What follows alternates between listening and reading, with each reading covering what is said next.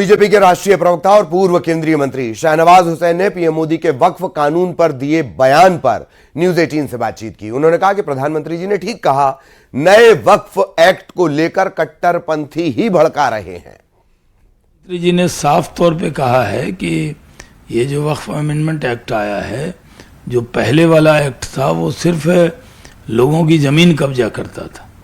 South में वो गुरुद्वारे की तो चर्च की, और ये भी जिक्र किया कि कैसे क्रिश्चियन कम्युनिटी ने इस वक्फ एक्ट का समर्थन किया, क्योंकि उनकी भी बहुत सारी ज़मीन ट्रिब्यूनल के ज़रिए वो कब्ज़ा हो जाती थी।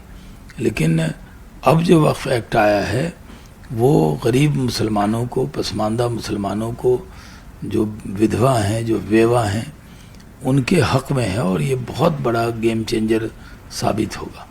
लेकिन सर, विपक्ष के तमाम जो दल हैं, चाहे वो कांग्रेस हो, समाजवादी पार्टी हो, आरजेडी हो, ये सब दल जो है वो कहीं ना कहीं अभी भी कह रहे हैं कि सरकार जो है मुसलमानों की जमीन हथियाना चाहती है, इसलिए नया वाला कानून लेके आई है। नहीं, कहीं सरकार का इरादा नहीं है, 1 इंच जमीन भी सरकार लेने वाली नहीं है, बल्कि सरकार जो जिस मकसद के तहत वक्फ किया गया कि गरीबों का फायदा होगा, यतीम बच्चों का फायदा होगा, जो विडोज हैं, बेवा हैं, विधवा।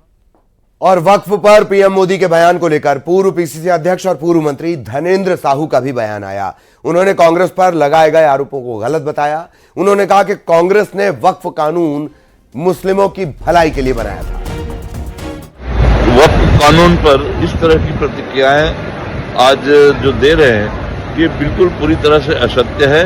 पूरे कांग्रेस के द्वारा इस उद्देश्य के साथ में यह वक्फ कानून बनाया गया था कि सारे मुस्लिम समुदाय को इसका लाभ मिले, उनके हकों का संरक्षण हो, उनके अधिकार उन्हें प्राप्त हो। लेकिन आज जो कानून बनाया गया है, निश्चित तौर पर उससे बहुत बड़े वर्ग का नुकसान उससे पहुंचना है।